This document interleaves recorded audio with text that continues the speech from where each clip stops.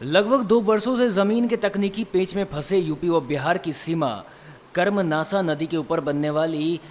काड़ीराम खजूरी घाट पर लगभग 2 वर्षों बाद अप्रोच सड़क पर काम लगने के साथ बिहार की सीमा में मिट्टी भराई के दौरान पुल के किनारे अप्रोच सड़क की मिट्टी को रोकने के लिए बनाए गए सीमेंट के आर्म्स का एक भाग बुधवार शाम टूटकर जमीन पर गिर पड़ा,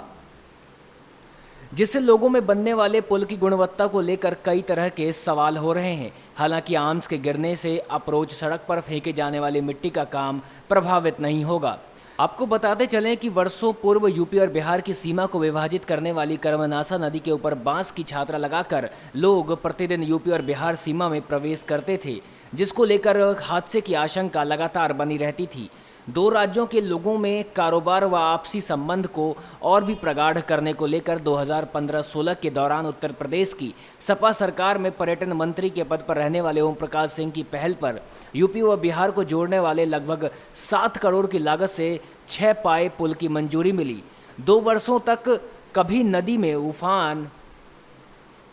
तो कभी यूपी के सूबे में सियासत में परिवर्तन के चलते निर्माण कार्य बाधित होता रहा। आखिरकार किसी तरह वर्ष 2019 तक नदी के ऊपर पुल के पाए सहित निर्माण कार्य लगभग पूरे किए गए। इस दौरान यूपी और बिहार के सीमा के किनारे संवेदक द्वारा अप्रोच सड़क के निर्माण भी करने थे। संवेदक द्वारा यूपी की सीमा में अप्रोच सड़क की मिट्टी की भराई कर सड़क निर्माण का रूपरेखा तैयार तो किए गए, लेकिन किंतु बिहार की तरफ जब संवेदक द्वारा अप्रोच सड़क के निर्माण में मिट्टी भराई की जाने लगी तो उस दरमियान कुछ किसानों द्वारा अपनी रैयती ज़मीन को अप्रोच सड़क में जाने का हवाला देते हुए काम को रोक दिया गया।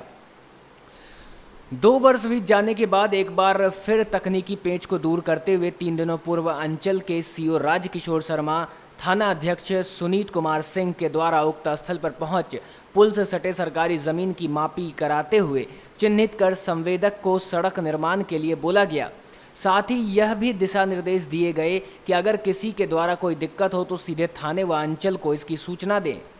उक्त लोगों के ऊपर नियम संगत कार्रवाई, किंतु पैमाइश के 2 दिन बाद फेंकी जाने वाली मिट्टी जब पुल के समीप आर्म्स के पास पहुंची तो मिट्टी के दबाव से एक हिस्सा टूटकर जमीन पर गिर गया। हालांकि संवेदक द्वारा अभी पुल के ऊपर दोनों तरफ रेलिंग बनाने सहित कई सारे कार्य अधूरे पड़े हैं। टूटे पड़े आर्म्स की जानकारी संवेदक को ग्रामीणों द्वारा दी जा चुकी है।